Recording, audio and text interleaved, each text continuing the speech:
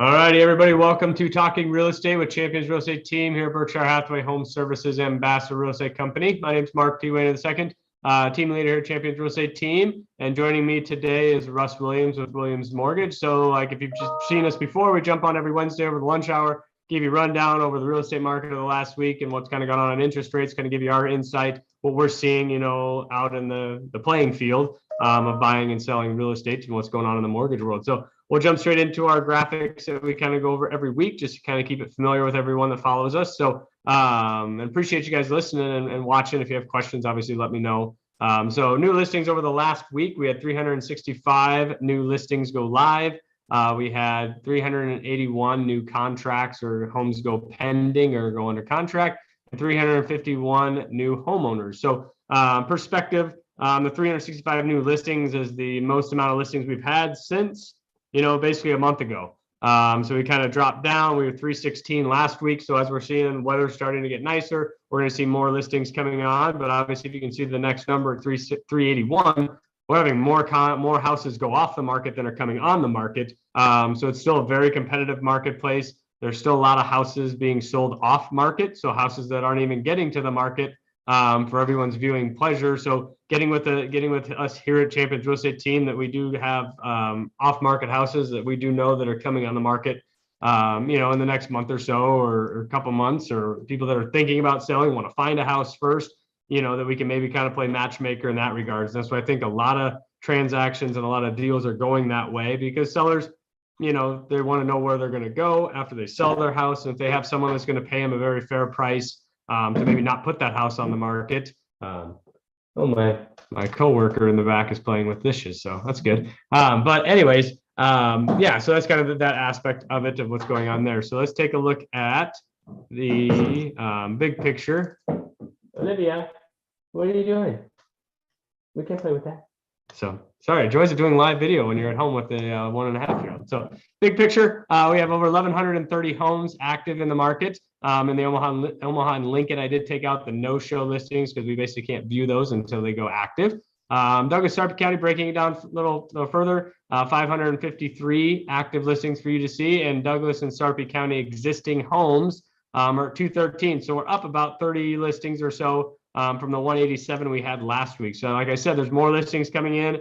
Our new construction is slowly going down. Obviously, those people that aren't necessarily finding those existing homes are jumping on some of those spec homes. Even though they cost a little bit more, you're getting a brand new house in that regard. So we're seeing some people kind of gravitate towards that, and necessarily not having to get in the bidding wars of paying $20,000, $30,000 above what the listing price is. So months of inventory kind of hovering around that, just shade under a month.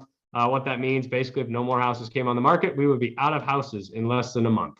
And the average sold price went up $1,000 since last week. So we had 297, up about 13-14% from the previous week. So still very great, a very good time to buy real estate. And I know Russ and I, before we got on here, just kind of talking about, as we'll jump into now, what he's seeing in the mortgage rates. I know some of the clients I've been working with, that we've been looking for houses for a month or so, they were getting quotes at 4.5%, a month and a half ago, 2 months ago, and we're at 5%.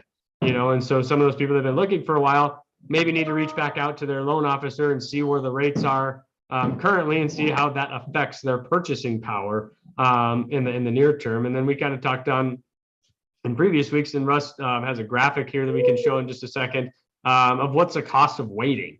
As even though interest rates are up, we're seeing that Zillow and the other outlets are predicting appreciation to be certain percentages.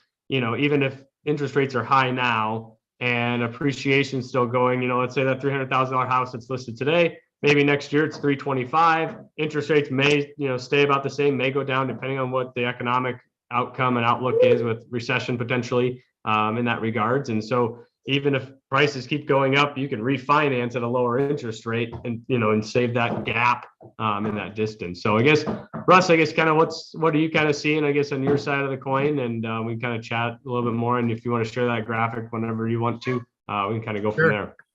It's no surprise. Everybody knows we have inflation going on right now. The cost of everything is going up. And as a result, we're seeing some folks, or hearing that some folks are wanting to wait until maybe rates come back down. And And I want to illustrate to you, Mark, why I don't think that's necessarily a best practice here. And here's why. Just actually in the last few weeks, Zillow is now forecasting that between now and the end of the year that we'll see 16% home appreciation. So the chart that I've got up here, if over the next year we only see appreciation of 5.62%, I'm sorry, let me get my highlighter going here. At 5.62% over the year. Oh boy, Mark. There we go. 5.62 over the next year. If we see inflation and home prices appreciation of 5.62% over the next year, that home that today would be priced in the $300,000 range is going to cost almost $317,000 next year. And Mark, as you'd mentioned, interest rates are up a little bit. We are on the precipice of what could be a recession. We did have an inversion of the yield curve in the last day or two here.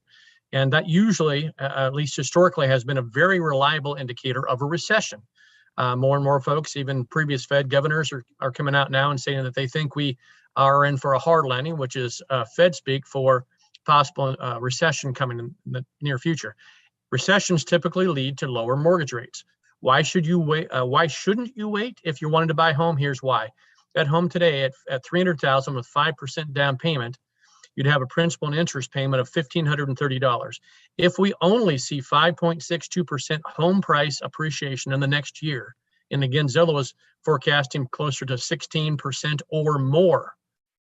But if next year rates drop to 4.5%, your principal and interest payment, Mark, is going to be the same, but you're going to owe $16,000 more on that house because you had to pay 5.62% more to buy it. So for those folks that are thinking that it might be a good idea to wait for rates to come down, I don't necessarily agree that that's a good idea, because we're going to continue to see home prices rise. Yeah, I mean, it's a good illustration, because I mean, we can talk till we're blue in the face and kind of try to give our clients information, but I think that's like a good, some of those visual people that need to see that and understand kind of where we're coming from and what makes sense. My goal has always been, when I'm in real estate, is coaching my clients and educating them and just giving them that information that, hey, rather than re-signing a lease, and waiting, I'm going to wait it out. Well, what is that? Tommy Boy, those that decide to wait it out are just that out, type of thing. So, but there's your 90s movie reference for the week. But yeah, so I mean, it's just one of those things that you look at that aspect of it and you kind of see that and make that decision for you and your family, or you as the individual, or what's going to be best for you to do that. I know it's, people are getting frustrated, I think, as buyers, because you're submitting so many offers out there, and it's tough, and it is one of those things that as agents, we kind of know what it's going to take to win the bid, but is it a matter of, are you comfortable with that? And ultimately that's what you have to talk about with Russ, your lender, what makes sense, the appraisal gaps, people putting in appraisal gaps, people taking that appraisal gap money and just rolling it back into paying the seller's cost if the appraisal comes back at purchase price. So essentially they're, that seller is looking at it that they're getting guaranteed that they're going to get that extra little bit, to get that accepted offer. I know we were talking yesterday on the phone just of kind of almost like private equity, like cash buyers going out, buying the property, then turning around and selling that property, or they're working with somebody that they pay cash.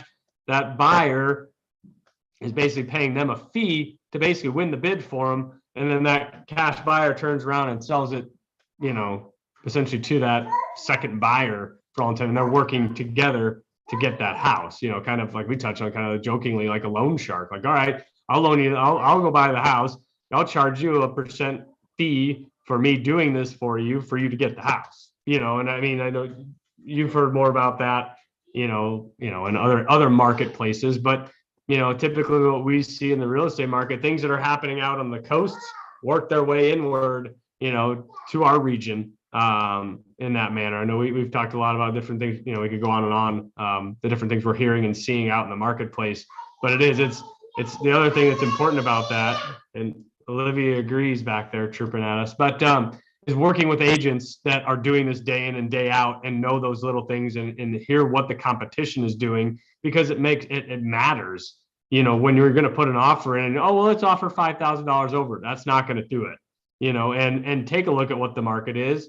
And, and you have to, not just throw offers out there, but try to make an educated offer. And, what is it going to take to do it? And looking at, like you said, what's the cost next year potentially of waiting and kind of front loading it on the front end. But that's just one of those things that, it's an unprecedented market. We're seeing things, and since I've been in 2008, when I first got my license, we had 6,000 homes on the market. Now we got 1,130 on the market. Our months of inventory was 9 months in 2008, and we're down to 0.8, as far as what we're seeing in that regard. So I've seen kind of almost one cycle through in my real estate career, and then being a fourth generation, having the assets of my father and my mom that have been in it for 40 years since 1970, and just saying, hey, what did you see back in this, and where do you see it going? And just if you've been in it long enough, you see a little bit of trends, and you kind of go from there. But anyways, appreciate. Do you have anything else that you wanted to chat about? I guess where are rates kind of sitting at today? Are they, roughly around the five mark? They're going to be a little bit under 5 for top tier credit with conventional financial, a little bit below that for government loans. We have improved just a little bit in the last couple of days, but every Thursday morning, Freddie Mac will release a primary mortgage market survey, and I expect that number is going to be a little bit ugly tomorrow. But keep in mind that's from the previous week, so that doesn't necessarily take into account what's happened over the last 24 to 48. But we'll be watching closely. We know that inflation is here. We haven't seen the worst of the inflation numbers yet. They're yet to come. And we still have some muddy water to get through here before we see some improvement, and that could be months. Yeah. So if you want a copy, if anyone that's watching or watches this later wants a copy of that cost of the analysis that Russ showed, give us a holler. He's got his email address on here on the screen, so you can email him or text him. Russ at WilliamsMortgageLLC.com or 402-290-8936. As always, you can reach out to me if any questions. Or just want some advice or just some bounce ideas off of. The other thing that we're seeing is a lot of investors trying to get in the game, with the real estate and the uncertainty, with the recession, is the best thing to do is own assets that are going to be taking care of themselves and appreciating through that process. Ultimately, most people are going to be paying their mortgages. The first thing they're going to be writing out of the checkbook every month. But give us a holler. Happy to help you. Chat over anything real estate or just ideas. So 402-672-7670, mark.wehner, the number 2 at BHHS AMB. So appreciate everyone listening here. Thanks for joining us and talking real estate. Champions Real Estate Team at Berkshire Hathaway Home Services and Ambassador Real Estate. Mark Wehner II. Also with me is Russ Williams with Williams Mortgage, and we'll catch you next week. And reminder, we have April 9th, Easter egg hunt, Walnut Grove Park, about 150th and Q Street, starting at 1:00. So it's the Saturday before Easter.